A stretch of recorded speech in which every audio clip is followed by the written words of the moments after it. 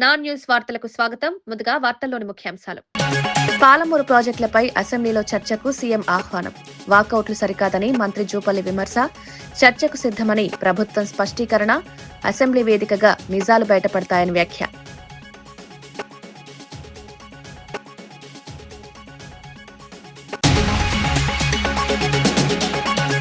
ఉపాధి హామీ లబ్దిదారుల్లో 62% మహిళలే అన్న సీతక్క.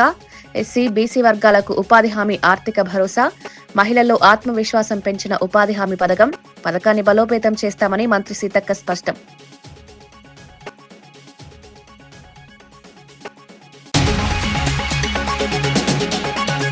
నెల్లూరులో వైసీపీ కార్యకర్త ఆత్మహత్య యత్నం. వెంకటాచలంలో పోలీసుల వేధింపుల ఆరోపణలు. బాధితుల్ని పరామర్శించిన కాకాని గోవర్ధన్ రెడ్డి. సీఐపై చర్యలు లేకపోతే మానవ హక్కుల కమిషన్ కు ఫిర్యాదు చేస్తామని వెల్లడి.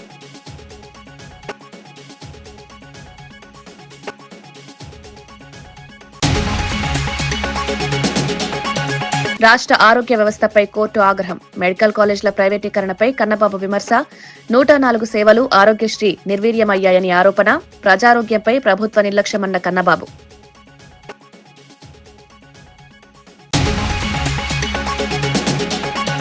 హైదరాబాద్ యూనియన్ టెరిటరీ వార్తలపై బీఆర్ఎస్ ఆందోళన. ప్రభుత్వం స్పష్టత ఇవ్వాలని ఎమ్మెల్సీ దాసోజు డిమాండ్. హైదరాబాద్ తెలంగాణ ఆత్మగౌరవానికి ప్రతీకాని వ్యాఖ్య. రాష్ట్ర హోదాను దెబ్బతీసే ప్రయత్నాలను వ్యతిరేకిస్తామని హెచ్చరిక.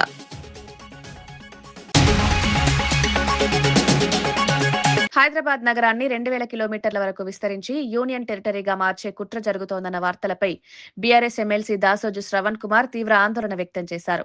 ఈ ప్రచారం ఎంతవరకు నిజమో ప్రభుత్వం స్పష్టంగా చెప్పాలని డిమాండ్ చేశారు. హైదరాబాద్ తెలంగాణ ప్రజలు ఆత్మగౌరవానికి ప్రతీక అని పేర్కొన్నారు. నగర విస్తరణ పేరుతో ప్రజల హక్కులను కాలరాస్తే ఊరుకోబోమని హెచ్చరించారు. ప్రభుత్వం ఈ అంశంపై మౌనం పాటించడం అనుమానాలకు తావిస్తోందన్నారు. హైదరాబాద్ భవిష్యత్తుపై జరుగుతున్న నిర్ణయాలను ప్రజల ముందుకు తీసుకురావాలని కోరారు. రాష్ట్ర హోదాను దెబ్బతీసే ఏ ప్రయత్నాన్నైనా బీఆర్ఎస్ తీవ్రంగా వ్యతిరేకిస్తుందని స్పష్టం చేశారు. సోషల్ మీడియాలో వార్తలు వస్తున్నాయి, పేపర్లలో వార్తలు వస్తున్నాయి, టీవీలలో వార్తలు వస్తున్నాయి. ఈ 2000 కిలోమీటర్లు చేయటం వెనుక హైదరాబాద్ను యూనియన్ టెరిటరీగా మార్చివేయటంలో ఒక సానుకూలమైనటువంటి ఒక ఫెసిలిటేషన్ జరుగుతుందా అనే అనుమానం కలుగుతుంది. ప్రభుత్వం దయచేసి దానికి సమాధానం చెప్పాలని చెప్పి కోరుతాను. That means you are cutting the entire మెడబట్టి పిసికినట్టు తెలంగాణ. హైదరాబాద్ను కనుక మీరు యూటీ చేసి కేంద్ర ప్రభుత్వ పరిధిలో తీసుకపోతే తెలంగాణ ప్రజల నోట్లో మన్ను కొట్టినట్టు శంకరన్న మొత్తం ప్రజలందరికీ కూడా ఇబ్బంది జరుగుతుంది. ఇది ఇక్కడి నుంచే మనమంతా బతుకుతాం. పెన్షన్లు రావాలన్నా, రైతు బంధు రావాలన్నా, అన్ని రకాల అభివృద్ధి పథకాలు జరగాలంటే హైదరాబాద్ మనది కావాలి. కానీ ఈరోజు కేంద్ర ప్రభుత్వం కొట్టివేయాలనే ప్రయత్నం జరుగుతుందని చెప్పని చర్చలు వస్తున్న నేపథ్యంలో దీన్ని ఒక విస్తృతమైనటువంటి ఒక రీతిలో దీన్ని పెనట్రేట్ చేస్తున్నప్పుడు భయం కలుగుతుంది. దానికి కూడా సమాధానం చెప్పాలని చెప్పి నేను కోరుతా ఉన్నాను. రాష్ట్రంలో ఆరోగ్య వ్యవస్థ దయనీయ స్థితిలో ఉందని మాజీ మంత్రి కురసాల కన్నబాబు తీవ్ర విమర్శలు చేశారు. మెడికల్ కాలేజీలను ప్రైవేట్ కమ్మేస్తున్నారని, 104 సేవల్లో కనీసం షుగర్, బీపీ మందులు కూడా ఇవ్వడం లేదని కోర్టు ఆగ్రహం వ్యక్తం చేసిందన్నారు. ఆరోగ్యశ్రీ నిర్వీర్యమైందని, ఫీజు రియంబర్స్మెంట్ ఇవ్వడం లేదని తెలిపారు. ప్రభుత్వ ఆసుపత్రుల్లో ఆక్సిజన్ ప్లాంట్ల నిర్వహణ కూడా సరిగా లేదని పేర్కొన్నారు. ఇంత జరుగుతున్నా ప్రభుత్వం అప్పు తెచ్చిన 2,66,000 కోట్లను ఏం చేశారని ప్రశ్నించారు. ప్రజారోగ్యంపై ప్రభుత్వం నిర్లక్ష్యం చేస్తోందని ఆరోపించారు. ఈ పరిస్థితులు కొనసాగితే ప్రజల ఆరోగ్యం తీవ్ర ప్రమాదంలో పడుతుందని హెచ్చరించారు. మరి ఏంటి మీరు ఏం చేస్తున్నారు? ఈ 2,93,000 కోట్లు ఏం చేశారు స్వామి చెప్పండి. మందులు ఎవరు? ఆరోగ్యశ్రీ లేపేశారు. ఫీజు రింబర్స్మెంట్ ఇవ్వరు. అన్నదాత సుఖీభావ ఒకసారి ఇచ్చారు, అది కూడా అరకొరగా ఇచ్చారు. మేము అమ్మఒడి అంటాం, మీరేమో వాళ్ళ పేరు పెట్టారు తల్లికి వందనం. 30 లక్షల మంది కట్టింగ్ 13,000 ఇస్తున్నారు. అది కూడా లేచిపోయింది. సంవత్సరం 3 సిలిండర్లు, సంవత్సరన్నర అయింది, 1 సిలిండర్ ఇచ్చారు. మిగతా వాళ్ళకి డబ్బులు పడలేదు. ఆడబెట్టినది అటే పోయింది, అమ్మఒడి ఇటే పోయింది. మీ పీపీపీ ఎటు పోయిందో తెలీదు. మీ పీపీపీ కోర్టులో ఉంది. ఒక హాస్టల్లో మంచినీళ్ళు ఇవ్వలేరు, ఒక స్కూల్కి రంగు వేయించలేరు.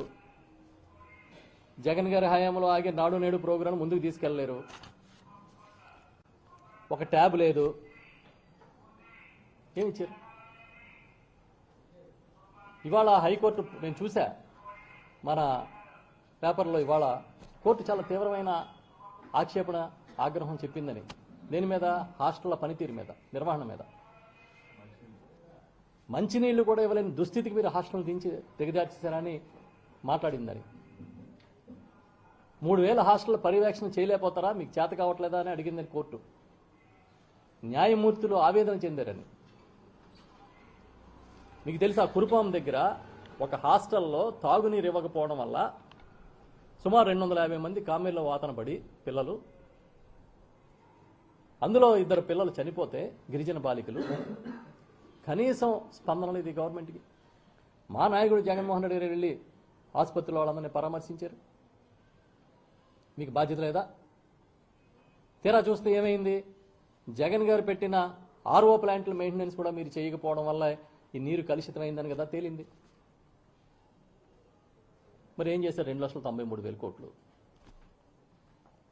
స్కీములు ఇవ్వట్లేదు, డెవలప్మెంట్ లేదు. మీరు చేసేదంతా ఒక్కటే ప్రచారం. ఇప్పుడు అమరావతినైనా సక్రమంగా చేస్తున్నారంటే అది అక్కడక్కడే ఉంది. నీళ్లు తోడడం దగ్గర, తుప్పలు తీయడం దగ్గర ఉంది. అలాగే ఎంతకాలం నీళ్లు తోడతారు, ఎంతకాలం తుప్పలు కొడుతూ ఉంటారు. అవి కొడుతున్నాయంటే మళ్ళీ ఇంకో పక్కన వచ్చేస్తున్నాయంట. మనం ఎక్కడ వీడియో చూశాను, ఆఫీసర్లోనే మంత్రి గారు సమీక్షించిన వీడియో.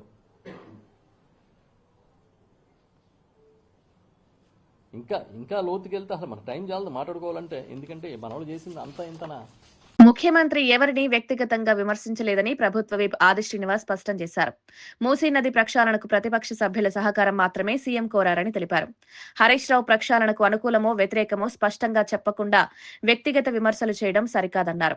అసెంబ్లీ వేదికను ప్రజా సమస్యల పరిష్కారానికి వినియోగించాలన్నారు. మూసీ ప్రాజెక్టు హైదరాబాద్ భవిష్యత్తుకు కీలకమని పేర్కొన్నారు. రాజకీయ విమర్శల కన్నా నిర్మాణాత్మక సూచనలు ఇవ్వాలని ప్రతిపక్షానికి సూచించారు. ప్రభుత్వం ప్రజల ప్రయోజనాలకే ప్రాధాన్యమిస్తోందని ఆది శ్రీనివాస్ స్పష్టం చేశారు. ఎవరిపైన వ్యక్తిగతంగా వారి పేరు తీసుకొని మాట్లాడిన సందర్భం లేదు. మీరు అందరు కూడా చూశారు. మూసీ నది ప్రక్షాళనలో ఆ పార్టీ శాసనసభ్యుల సహకారం అందించే విధంగా మాట్లాడుతున్న అంశాన్ని చెప్పి సహకరించవలసిందిగా చెప్పినటువంటి సందర్భం మనం చూసినాం తప్ప వారిపైన వేసుకొని, అంటే వారు మూసీ నదికి వ్యతిరేకమనే చెప్పాల్సింది పోయి వారు గౌరవ ముఖ్యమంత్రి రేవంత్ రెడ్డి గారి పైన వ్యక్తిగతంగా విమర్శలు చేయడాన్ని, అంటే ఇప్పుడే చూసిన ఈ సభలో, అంటే వారు హరీష్ రావు గారు పదే పదే మాట్లాడే మాటలను ప్రజలందరూ గమనిస్తున్నారు. హరీష్ రావు అనేటువంటి అంటే పేరు ఎందుకు తీస్తున్నా పదే అంటే కండ్లల్లో నిప్పులు పోసుకుంటున్నారు. కండ్ల మంట మా ముఖ్యమంత్రి రేవంత్ రెడ్డి గారు అంటే ప్రభుత్వం అంటే ఎందుకు ఈ విషయం కక్కడం అనేది మేము ఈ సందర్భంగా ప్రజల పక్షాన మూసీ నదికి వ్యతిరేకమా అనుకూలమా చెప్పాలి తప్ప ఈ విధంగా వారు మాట్లాడడం మానుకోవాలి.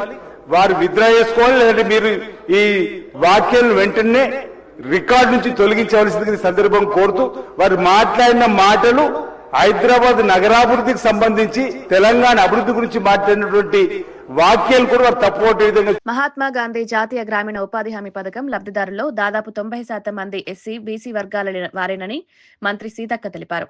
ఈ పథకం కింద వేతనాలు పొందుతున్న వారిలో 62% మహిళలేనని వెల్లడించారు. ఉపాధి హామీ పథకం మహిళలకు కేవలం ఆదాయం మాత్రమే కాకుండా ఆత్మవిశ్వాసాన్ని కూడా పెంచిందన్నారు. గ్రామీణ ప్రాంతాల్లో పేద కుటుంబాలకు ఇది ఆర్థిక భరోసాగా మారిందన్నారు. కేంద్రం తీసుకొస్తున్న మార్పులు పేదలకు నష్టం కలిగించేలా ఉన్నాయని ఆందోళన వ్యక్తం చేశారు. పథకాన్ని మరింత బలోపేతం చేసేందుకు రాష్ట్ర ప్రభుత్వం కట్టుబడి ఉందని మంత్రి స్పష్టం చేశారు. పేదరికం తగ్గింపు కోసం వ్యవసాయ కార్మికుల పెరిగిన బేరమాడే శక్తి, అదే విధంగా నిస్సాయ వలస తగ్గింపునకు, గ్రామీణ మౌలిక సదుపాయాల మెరుగుదలకు ఈ పథకం చెప్పుకోదగ్గ విధంగా దోహదపడింది అధ్యక్ష. దాదాపు 90% మంది ఎంజీఎన్ఆర్ఈజీఎస్ లో లబ్ధిదారులు షెడ్యూల్ కులాలు, షెడ్యూల్ తెగలు, వెనుకబడిన తరగతుల వారు, అదే విధంగా మహిళలు. ఈ పథకం కింద వేతనాలు పొందే 62% మంది మహిళలే అధ్యక్ష. ఇతర రంగాల్లో వ్యవసాయ కూలీలుగా హాజరు కాలేనటువంటి వారు కూడా మరి ఎంజీఎన్ఆర్ఈజీఎస్ ద్వారా మహిళలు బయటికి వచ్చి వారి ఉపాధి కోసం ఈ పనులలో 62% మహిళలే పనిచేస్తున్నారు అధ్యక్ష. అదే విధంగా ఈ చట్టం మహిళలకు ఆదాయాన్ని పొందడం మాత్రమే కాకుండా ఆత్మవిశ్వాసాన్ని, స్వావలంబనను అదే విధంగా హక్కులను కూడా అందించడం జరిగింది. నెల్లూరు జిల్లాలో వైఎస్ఆర్సీపీ కార్యకర్త ఆత్మహత్య యత్నం కలకలం రేపింది. వెంకటాచలం మండలానికి చెందిన గురువయ్యను స్థానిక సీఐ సుబ్బారావు భార్య ముందే అసభ్యకరమైన మాటలతో హింసించారని ఆరోపణలు వెలువెత్తాయి. ఈ ఘటనపై స్పందించిన మాజీ మంత్రి కాకాని గోవర్ధన్ రెడ్డి బాధితుడిని పరామర్శించి సంఘీభావం ప్రకటించారు. సీఐ సుబ్బారావు పోలీసు అధికారిగా కాకుండా టీడీపీ కార్యకర్తలు వ్యవహరిస్తున్నారని తీవ్ర విమర్శలు చేశారు. బాధితుడిపై జరిగిన మానసిక వేధింపులే ఈ దారుణానికి కారణమని పేర్కొన్నారు. సీఐపై వెంటనే చర్యలు తీసుకోకపోతే మానవ హక్కుల కమిషన్ను ఆశ్రయిస్తామని హెచ్చరించారు. ఈ ఘటన పోలీస్ వ్యవస్థ పనితీరుపై ప్రశ్నలు లేవనెత్తు రాష్ట్రంలో రాజకీయ దుర్వినియోగం పెరుగుతోందని చర్చకు దారితీసింది. పార్టీకి సంబంధించినటువంటి వ్యక్తులు కుటుంబ సభ్యుల్లో కొంతమందిని ప్రోత్సహించి గురవయ్య అనేటువంటి వ్యక్తి వైఎస్ఆర్ కాంగ్రెస్ పార్టీలో ఉంటాడు, మాతో పాటు తిరుగుతుంటాడు, హుషారుగా ఉత్సాహవంతంగా ఉండేటువంటి కార్యకర్త ఇబ్బందులు పెట్టాలని ఆ కుటుంబ సభ్యులు తెలుగుదేశం పార్టీ వాళ్ళ దగ్గరికి వెళితే తెలుగుదేశం పార్టీ వాళ్ళు ఈ గురవయ్య అనేటువంటి వాడు వైఎస్ఆర్ కాంగ్రెస్ పార్టీలో చురుగ్గా పాల్గొనేటువంటి కార్యకర్త కాబట్టి ఇబ్బందులు పెట్టాలి అనేటువంటి ఆలోచనతో వెంకటాచలం పోలీసులకు చెప్పడం, సివిల్ మ్యాటర్ పోలీసులకు సంబంధం లేనటువంటి దానిలో ఈరోజు అక్కడ సిఐగా వ్యవహరించేటువంటి సుబ్బారావు ఎవరైతే ఉన్నారో ఆయన కాకి చొక్కా విప్పేసి పసుపు చొక్కా వేసుకుని పనిచేస్తున్నాడు. అక్కడ ఆయన ఇష్టారాజ్యంగా మాట్లాడడం, ఇష్టారాజ్యంగా వ్యవహరించడం, దానిలో భాగంగా ఎంతో దారుణం అంటే తీసుకొచ్చి కొట్టడం, తిట్టడం, బూతులు ఏ విధంగా మాట్లాడారు అంటే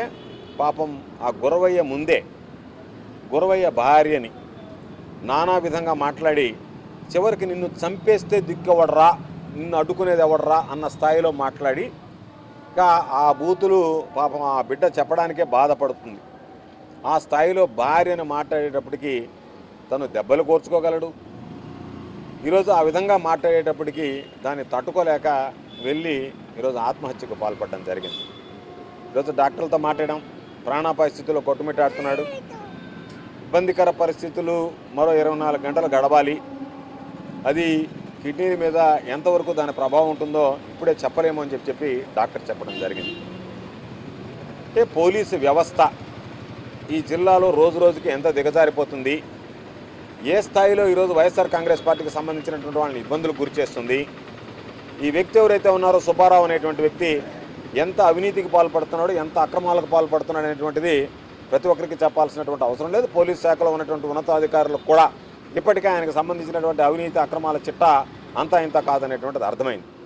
ఈరోజు తను అవినీతికి పాల్పడుతూ విచ్చలవిడిగా డబ్బులు సంపాదిస్తూ ఈ అక్రమాలన్నీ చేస్తూ తెలుగుదేశం పార్టీ అండ ఉంటే నన్ను ఎవరు ఏమీ చేయలేరనేటువంటి ఒక ఉద్దేశంతో ఈరోజు వైఎస్ఆర్ కాంగ్రెస్ పార్టీకి సంబంధించి తెలుగుదేశం వాళ్ళు చెప్పిన వెంటనే జీ హుజూర్ అంటూ ఈరోజు వాళ్ళకి గులాంగిరి చేస్తూ వాళ్ళు చెప్పినటువంటి ఆదేశాలన్నీ పాటించేటువంటి పరిస్థితి. ఎంత నీచమైనటువంటి స్థాయికి సుబ్బారావు దిగజారిపోయాడంటే వైఎస్ఆర్ కాంగ్రెస్ పార్టీ ఎవడన్నా ఫ్లెక్స్లు కడితే అది ఇప్పించేది సుబ్బారావే, ఇంకెవరు తెలుగుదేశం పార్టీ నాయకులు కూడా రారు.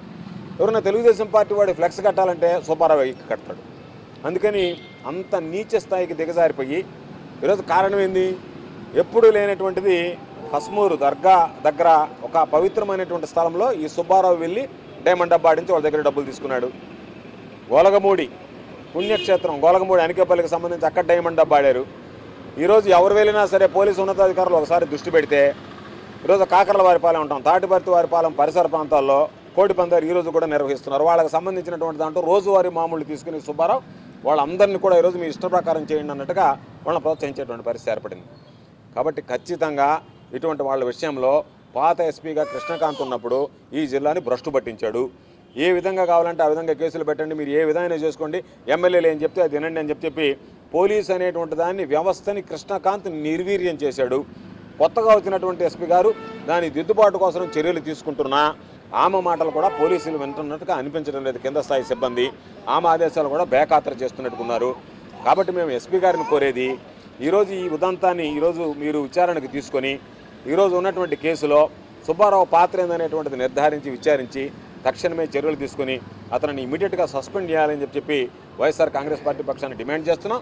తప్పనిసరిగా ఆ కుటుంబానికి అండగా నిలవడంతో పాటు గురవయ్య కుటుంబానికి రాబోయేటువంటి రోజుల్లో గురవయ్య లాంటి వ్యక్తులను తీసుకొస్తే జనవరి 1వ తేదీ పాపం పసిబిడ్డలు చిన్న బిడ్డలు పాపం మా కుటుంబం గోడుగోడమంటుంది. ఏదైనా జరిగితే గురవయ్యకి మా కుటుంబం వీధిని పడేటువంటి పరిస్థితి ఏర్పడుతుందని అంటే గురవయ్య చెప్పాడు, అయ్యా నాకెందుకో ఆ సిఐ సుబ్బారావు మాట్లాడినటువంటి మాటలు అన్నం తినడానికి కూడా ఇష్టపడక నా కళ్ళ ముందే నా భార్యని మాట్లాడిన తర్వాత నా కోసరం నన్ను నమ్ముకొని వచ్చినటువంటి నా భార్యని ఈరోజు తిట్టు తినాల్సినటువంటి పరిస్థితి ఏర్పడింది కదా ఆమెకని చెప్పి నాకు మనస్సాక్షి అంగీకరించక నేరుగా పనుల్లోకి వెళ్ళి మందు దాగి చనిపోవాలనిపించింది. కాబట్టి నిజంగా చనిపోవాలనే మందు దాగానని చెప్తున్నాడంటే ఈ సిఐ అనేటువంటి వాడు ఎంత నిర్దాక్షిణ్యంగా వ్యవహరిస్తున్నారు, పోలీసు వ్యవస్థ ఎంత దారుణంగా ప్రవర్తిస్తుంది, పోలీసులు ఏ విధంగా ఈరోజు ప్రజలకు సంబంధించినటువంటి మాన ప్రాణాలతో చెలగాటమాడుతున్నారు అనేటువంటి దానికి ఇది ఒక ఉదాహరణ.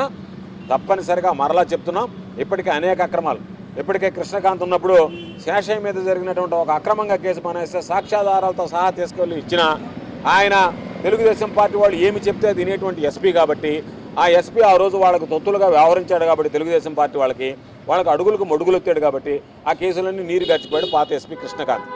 ఈ రోజు వచ్చినటువంటి ఎస్పీ గారు కాస్త ధైర్యంగా తీసుకోవాలి, ముందుకు వెళ్లాలన్నటువంటి ఆలోచన చేసిన ఆ పాత వాసన ఇంకా పోయేటువంటి. నెల్లూరు జిల్లా తోటపల్లి గూడూరు మండలం ముంగలదొర్వు గ్రామంలో తాగునీటి సమస్యకు పరిష్కారంగా వీపీఆర్ ఫౌండేషన్ ఆధ్వర్యంలో ఏర్పాటు చేసిన వీపీఆర్ అమృతధార వాటర్ ప్లాంట్ ను ఘనంగా ప్రారంభించారు. ఈ కార్యక్రమంలో MP Vemireddy Prabhakar Reddy, Sarvepalli MLA Somireddy Chandramohan Reddy, TDP జిల్లా అధ్యక్షుడు బీద రవిచంద్ర పాల్గొన్నారు. గ్రామ ప్రజలకు స్వచ్ఛమైన తాగునీరు అందించడమే లక్ష్యంగా ఈ ప్లాన్ ను ఏర్పాటు చేసినట్లు నేతలు తెలిపారు. గ్రామీణ ప్రాంతాల్లో ఆరోగ్య సమస్యలను తగ్గించేందుకు ఇలాంటి ప్రాజెక్టులు ఎంతో అవసరమని అభిప్రాయపడ్డారు. ప్రజా భాగస్వామ్యంతో చేపట్టిన ఈ ప్రయత్నం ఇతర గ్రామాలకు ఆదర్శంగా నిలుస్తుందన్నారు. తాగునీటి సమస్యకు శాశ్వత పరిష్కారం చూపే దిశగా ఇది కీలక ముందడుగని పేర్కొన్నారు.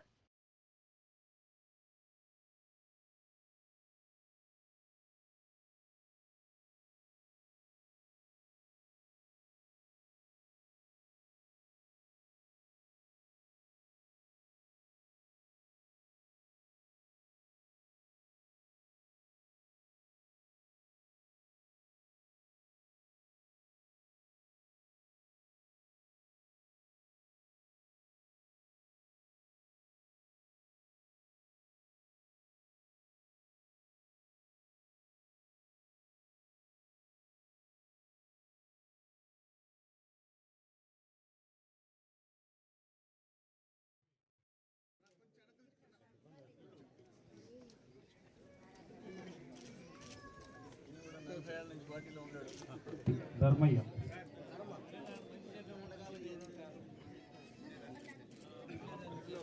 Okay sir.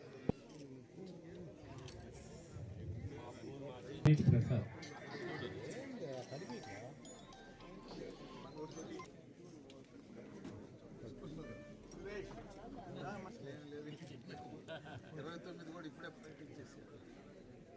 సంగవరపు పోలమ్మ,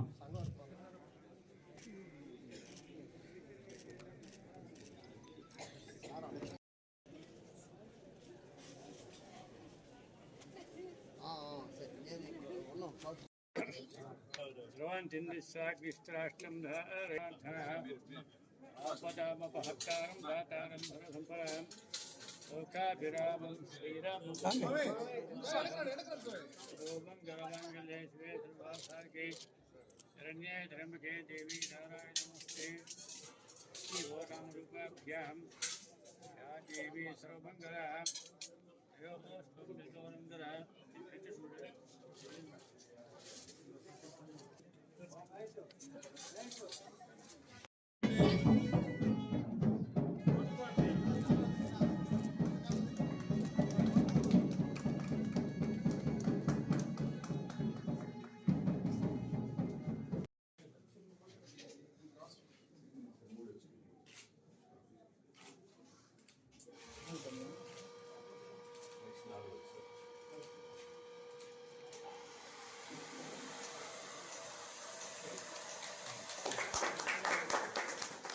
రాష్ట్రంలో పెరుగుతున్న రోడ్డు ప్రమాదాలపై శాసన మండలి చైర్మన్ గుత్తా సుఖేందర్ రెడ్డి తీవ్ర వ్యాఖ్యలు చేశారు.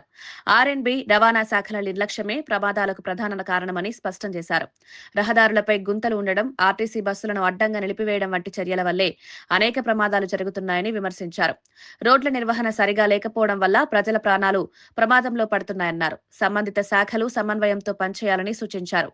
ప్రమాదాల నివారణకు తక్షణ చర్యలు తీసుకోకపోతే పరిస్థితి మరింత తీవ్రమవుతుందని హెచ్చరించారు. ప్రజల భద్రతపై రాజీ పడేది లేదని స్పష్టం చేస్తూ అధికార యంత్రాంగం అప్రమత్తంగా ఉండాలని చైర్మన్ ఆదేశించారు. తర్వాత చాలా వెహికల్స్ ఇల్లీగల్గా నడి రోడ్డు మీద ఆపేస్తున్నారు. దాంట్లో మీ ఆర్టీసీ బస్సులు ఉన్నాయి, లారీలు ఉన్నాయి. ఆగి ఉన్న లారీకే గుద్దుకొని చచ్చిపోయిన వాళ్ళే ఎక్కువ, ఆగి ఉన్న బస్సులను గుద్దుకొని చనిపోయిన వాళ్ళ సంఖ్య ఎక్కువ. మీరు సెన్సెస్ తీయండి. అదేవిధంగా సైరన్స్, ప్లేట్స్. సైరన్ అయితే ఎవరు రోడ్డు పెట్టుకుంటుండో ఎవరికి అర్థమైతే లేదు. ఎవరు ఇష్టానుసారం వాళ్ళు పెడుతున్నారు కార్లకు. చెప్తాం, మీ ఆర్టీఓలు, మీ వెహికల్ ఇన్స్పెక్టర్ డ్యూటీ కూడా అది. తర్వాత నెంబర్ ప్లేట్స్ మీద వాడు ఎమ్మెల్యే రాసుకుంటాడు, పోలీస్ కమిషనర్ రాసుకున్నా ఎవడు వాడికి దిక్కు లేదు. విన్నారా? అందుకనే మీ డిపార్ట్మెంట్ చేయాల్సిన దాంట్లో కూడా మీరు ఎప్పుడు రోడ్ల మీద ఇన్స్పెక్షన్ చేస్తుంటారు కదా మీ వెహికల్ ఇన్స్పెక్టర్స్, అవి ఎందుకు పట్టించుకోవట్లేదు? దాన్ని కూడా పట్టించుకోమని మీరు దయచేసి పోలీస్, R&B అండ్ ట్రాన్స్పోర్ట్ మీ ముగ్గురు కోఆర్డినేషన్తో కనుక మీరు నడిపితే ఈ యాక్సిడెంట్లు తక్కువైతాయి, ఇల్లీగల్గా ఇవి తక్కువైతాయి. తర్వాత మల్కాపూర్ ఫిట్నెస్ సెంటర్ మీరు నేను కలిసి విజిట్ చేసినాం. ఇంతవరకు మళ్ళీ అది ప్లాన్లో రాలేదు, వర్కౌట్ కావట్లేదు. కేంద్ర ప్రభుత్వం 6-7 కోట్లు ఇచ్చి అప్పుడు తయారు చేసినటువంటిది యాస్టేజ్గా అన్యూజ్డ్గా ఉంది.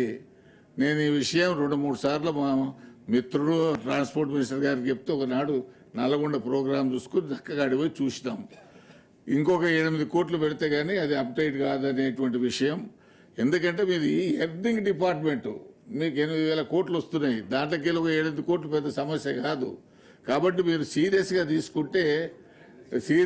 తీసుకుంటే ఆ ఫిట్నెస్ సెంటర్ను మనం తీసుకురావడానికి, దాన్ని ఫంక్షనింగ్లో తీసుకురావడానికి బాగుంటుంది. తర్వాత స్లోగన్స్, వేగం కన్నా ప్రాణం మిన్న అనే స్లోగన్ కొన్నిటి దగ్గర బోర్డులు పెడతారు. అది చూస్తే ఆటోమేటిక్గా సైకలాజికల్గా మనిషి స్పీడ్ తగ్గుతుంది. అటువంటి చాలా స్లోగన్స్ ఉన్నాయి. వాటిని ఎందుకు మీరు అడాప్ట్ చేయరు? ఎందుకు దాన్ని లారీల మీద బ్యాక్ సైడ్ పెట్టొచ్చు, తర్వాత మీరు బోర్డులు కూడా మెయిన్ రోడ్డు మీద పెట్టొచ్చు. అది మీరు పెడతారా, R&B పెడతారా, పోలీసు పెడతారా? మీరు అందరు కూర్చొని దాని మీద నిర్ణయం తీసుకోవాలని చెప్పి నేను ఈ సందర్భంగా కోరుతున్నాను. కాంగ్రెస్ పార్టీలో క్రమశిక్షణకు ప్రాధాన్యమిస్తున్నామని ఎంపీ మల్లు రవి స్పష్టం చేశారు. పార్టీ క్రమశిక్షణ కమిటీ సమావేశంలో చాలా కాలంగా పెండింగ్ లో ఉన్న కేసులపై విస్తృతంగా చర్చించామని తెలిపారు. ముఖ్యంగా నిరంజన్ రెడ్డికి సంబంధించిన అంశంపై స్పష్టమైన నిర్ణయం తీసుకున్నట్లు వెల్లడించారు. రాబోయే మున్సిపాలిటీ, ఎంపీటీసీ, జెడ్పీటీసీ ఎన్నికల్లో పార్టీ అభ్యర్థికి వ్యతిరేకంగా ఎవరైనా పోటీ చేస్తే వారిని సస్పెండ్ చేస్తామని హెచ్చరించారు. పార్టీ నిర్ణయాలకు వ్యతిరేకంగా వ్యవహరించే వారిపై కఠిన చర్యలు తప్పవన్నారు. క్రమశిక్షణే పార్టీ బలమని, ఏ ఒక్కరికి కూడా మినహాయింపు ఉండదని స్పష్టం చేశారు. తదుపరి సమావేశంలో పూర్తి వివరాలను మీడియాకు తెలియజేస్తామని మల్లు రవి తెలిపారు. ఇంకా దానికి సంబంధించి కొంతమందితో మాట్లాడి దాన్ని ప్రకటన చేయటం మా వైస్ ప్రెసిడెంట్ గారు ఆ కార్యక్రమాన్ని తీసుకుంటారు. ఇది కాకుండా కొన్ని కరీంనగర్ నుంచి కూడా కొన్ని కంప్లైంట్స్ వచ్చినాయి. వారికి షోకాజ్ నోటీస్ పంపించి వాళ్ళని పిలిపించాలని నిర్ణయం తీసుకున్నాం. దక్కని మళ్ళీ మీటింగ్ జరిగినప్పుడు వివరాలన్నీ మీకు చెప్తాం. ఇప్పుడు త్వరలో మళ్ళీ మున్సిపల్ ఎలక్షన్లు, ఎంపీటీసీ, జెడ్పీటీసీ జరుగుతున్నాయి కాబట్టి అందరూ పార్టీ డిసిప్లిన్ దృష్టిలో పెట్టుకుని వారు నిర్ణయాలు తీసుకోవాలని అందరికీ విజ్ఞప్తి చేస్తున్నాను. ఎందుకంటే రేపు వచ్చేటటువంటి మున్సిపాలిటీ కానీ, ఎంపీటీసీ, జెడ్పీటీసీలో కానీ పార్టీ గుర్తు మీద ఎన్నికలు జరుగుతాయి. పార్టీ గుర్తు మీద ఎన్నికలు జరిగి బీఫామ్ ఇచ్చినప్పుడు ఆ పార్టీ అభ్యర్థికి వ్యతిరేకంగా ఎవరైనా పోటీ చేస్తే వెంటనే క్రమశిక్షణ చర్యల్లో భాగంగా పార్టీ నుంచి సస్పెండ్ చేయటం జరుగుతుంది. పాలమూరు జిల్లా ప్రాజెక్టులపై కేసీఆర్ చేసిన వ్యాఖ్యలపై మంత్రి జూపల్లి కృష్ణారావు తీవ్రంగా స్పందించారు. కేసీఆర్ బయట యుద్ధం చేస్తారని చెప్పడం కాకుండా అసెంబ్లీలో చర్చించేందుకు రావాలని సీఎం రేవంత్ రెడ్డి ఆహ్వానించారని గుర్తు చేశారు. ఆ అవకాశాన్ని వదిలేసి మైక్ కట్ చేశారంటూ వాకౌట్ చేయడం సరికాదని విమర్శించారు. పాలమూరు ప్రాజెక్టుల విషయంలో ప్రభుత్వం స్పష్టమైన విధానంతో ముందుకు వెళ్తోందన్నారు. ప్రజల ప్రయోజనాల కోసం చర్చకు సిద్ధంగా ఉన్నామన్నారు. రాజకీయ ప్రయోజనాల కోసం వాకౌట్లు చేయడం ప్రజలకు మేలు చేయదన్నారు. అసెంబ్లీ వేదికగా సూటిగా చర్చిస్తే నిజాలు బయటపడతాయని మంత్రి స్పష్టం చేశారు. ప్రజలు ఎందుకు మాట్లాడతారు? శాసనసభ సమావేశాలు ఏర్పాటు చేస్తాం. స్పష్టంగా ఒకరోజు కృష్ణా జలాలపైన, ఒకరోజు గోదావరి జలాలపైన చర్చించుకుందాం రమ్మని చెప్పని స్పష్టంగా ఆహ్వానం పలకడం జరిగింది, చెప్పడం జరిగింది. ఈ రోజున హరీష్ రావు మైకు కేసీఆర్గా మేము మైకు స్పీకర్ గారు ఇవ్వలేదనేటువంటి నెపం పెడతా ఉన్నావు కదా హరీష్ రావు. నువ్వే ఉన్నావు కదా శాసనసభ లెజిస్లేటివ్ అఫైర్స్ మినిస్టర్గా 2018 సంవత్సరంలో. ఆనాడు కోమటిరెడ్డి వెంకటరెడ్డి గారు ఆనాటి శాసనసభ్యుడు, సంపత్ అలంపూర్ శాసనసభ్యుడు, కేవలం అసెంబ్లీలో గొడవ చేసిన నెపం పైన, ఏదో మాట్లాడిన నెపం పైన మొత్తం టోటల్గా వాళ్ళ టర్మునే టోటల్గా టర్మినేట్ చేసిండు, అంటే సభ్యత్వాన్ని రద్దు చేసిండు. మరి ఈ రోజున కేవలం ఈరోజు జరిగినటువంటి చర్చలో భాగంగా ఏది మూసీ ప్రక్షాళనకు సంబంధించి, మూసీ రివర్ ప్రాజెక్ట్ సంబంధించినటువంటి దానిపైన స్పీకర్ మైక్ ఇవ్వలేదని నువ్వు సెషన్ మొత్తం బైకాట్ చేస్తాను. అంటే ఎక్కడైనా ఏమాత్రం పొంతన ఉందా? గడచిన 10 సంవత్సరాల కాలంలో ఆనాడు జానారెడ్డి గారు ప్రతిపక్ష నాయకుడిగా ఉన్నప్పుడు ప్రతిపక్ష నాయకునికే ఆనాటి స్పీకరు మల్సునాచారి గారు ఎన్నో సందర్భాలలో మైక్ ఇవ్వని పరిస్థితి ఉంది. అట్లాగే పోచారం గారు ఉన్నప్పుడు కూడా. మరి ఎప్పుడు కూడా ఆనాటి ప్రతిపక్షం, కాంగ్రెస్ ప్రతిపక్షం ఎప్పుడు కూడా మొత్తం సెషన్ బహిష్కరించలేదే. ఎందుకు చేస్తూ ఉన్నారు ఇది? అంటే స్పష్టంగా కళ్ళకు కనపడే విధంగా కొట్టొచ్చినట్టుగా కనపడుతూ ఉంది. కేవలం పలాయనవాదం. అంటే ఏదైతే గౌరవ ముఖ్యమంత్రి రేవంత్ రెడ్డి గారు మాట్లాడడం జరిగిందో అన్ని అంశాల పట్ల, అంటే నీటి కేటాయింపులు, ప్రాజెక్టులు, నిధులు, పాలమూరు ప్రాజెక్టు అన్నింటిపైన చర్చ జరుగుదాం. ఎవరు తప్పిదాలు చేసిండ్రు, ఎవరు పాలమూరు జిల్లాకు, ఎవరు కృష్ణా జలాలకు అన్యాయం చేసిండ్రు, ఏ ప్రభుత్వాలు చేసినాయి, ఎక్కడ అవినీతి జరిగింది, మొత్తం కాలువలేంది, పంపులేంది, నిధులేంది, వ్యవహారం ఏంది, మొత్తం పూసగుచ్చినట్టుగా శాసనసభ వేదికగా చర్చిద్దామని చెప్పిన తర్వాత మీ బండారం బయటపడుతుంది. ఈ సాకును చూపించి ఈ నెపంతో మొత్తం సెషన్ రాకుండా పోతున్నట్టే కేవలం కృష్ణా జలాలపైన, పాలమూరు జలాలపైన మీరే బీరాలు పలికి రాజకీయ పబ్బం కోసం మాట్లాడి ఇలా అసలు వాస్తవం బయటపడుతుంది. చర్చలో మాట్లాడితే వాస్తవాలు బయటకు వస్తాయి. సాక్ష్యాలతో సహా మీ సంతకాలతోటి, మీ లెటర్లతోటి ఢిల్లీకి ఏం రాసిండ్రు, ఏమి ఇచ్చిండ్రు, నిధులేం ఖర్చు పెట్టిండ్రు, ఎవరికేం చేసిండ్రు, ఎంత దోపిడీ జరిగింది, ఇవన్నీ కూడా మొత్తం బండారం బయటపడుతుందని చెప్పనే శాసనసభకు రాకుండా తప్పించుకోవడం కోసం మాత్రమే ఈరోజు మీరు చేసిన డ్రామా స్పష్టంగా కనపడుతూ ఉంది. అమరావతిలో ఏపీ లిక్కర్ స్కామ్ కేసు కీలక మలుపు తిరిగింది. ఈ కేసులో నిందితుల రిమాండ్ను ఈ నెల 16వ తేదీ వరకు కోర్టు పొడిగించింది. విచారణ అనంతరం నిందితులను విజయవాడ జిల్లా జైలుకు తరలించారు. ఈ కేసు రాష్ట్ర రాజకీయాల్లో తీవ్ర చర్చకు దారితీస్తోంది. మద్యం పాలసీ అమల్లో అవకతవకలు జరిగాయనే ఆరోపణలతో ఇప్పటికే పలువురు అరెస్ట్ అయ్యారు. దర్యాప్తు సంస్థలు మరిన్ని కీలక వివరాలు సేకరిస్తున్నట్లు సమాచారం. లిక్కర్ స్కామ్ ద్వారా ప్రభుత్వ ఖజానాకు భారీ నష్టం వాటిల్లిందన్న ఆరోపణలు రాజకీయ దుమారం రేపుతున్నాయి. రాబోయే రోజుల్లో ఈ కేసు మరిన్ని కీలక మలుపులు తిరిగే అవకాశం ఉందని న్యాయవర్గాలు భావిస్తున్నాయి.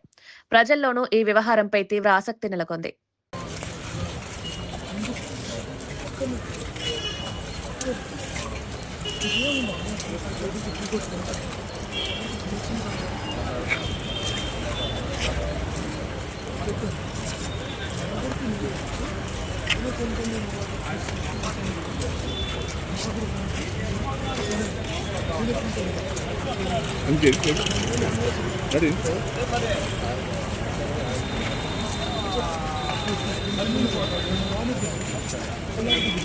వార్తలు ముగించే ముందు ముఖ్యాంశాలు మరోసారి. పాలమూరు ప్రాజెక్టులపై అసెంబ్లీలో చర్చకు సీఎం ఆహ్వానం. వాకౌట్లు సరికాదని మంత్రి జూపల్లి విమర్శ. చర్చకు సిద్ధమని ప్రభుత్వం స్పష్టీకరణ. అసెంబ్లీ వేదికగా నిజాలు బయటపడతాయని వ్యాఖ్య.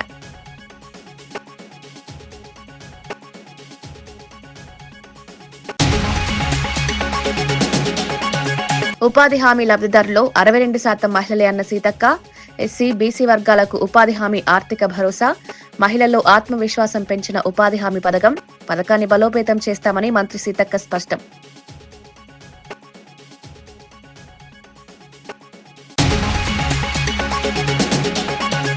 నెల్లూరులో వైసీపీ కార్యకర్త ఆత్మహత్య యత్నం. వెంకటాచలంలో పోలీసుల వేధింపుల ఆరోపణలు. బాధితుడిని పరామర్శించిన కాకాని గోవర్ధన్ రెడ్డి సీఐపై చర్యలు లేకపోతే మానవ హక్కుల కమిషన్కు ఫిర్యాదు చేస్తామని వెల్లడి.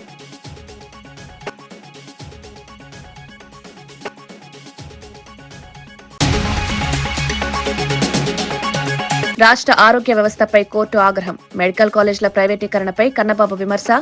104 సేవలు ఆరోగ్యశ్రీ నిర్వీర్యమయ్యాయని ఆరోపణ. ప్రజారోగ్యంపై ప్రభుత్వ నిర్లక్ష్యమన్న కన్నబాబు.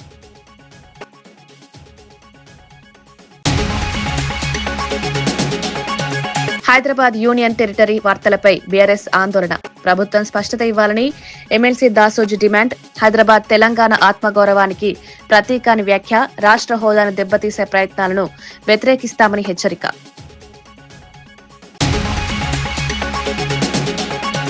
ఇవి ఈనాటి వార్తా విశేషాలు. మరో బులెటిన్లో మళ్ళీ కలుద్దాం. నమస్కారం.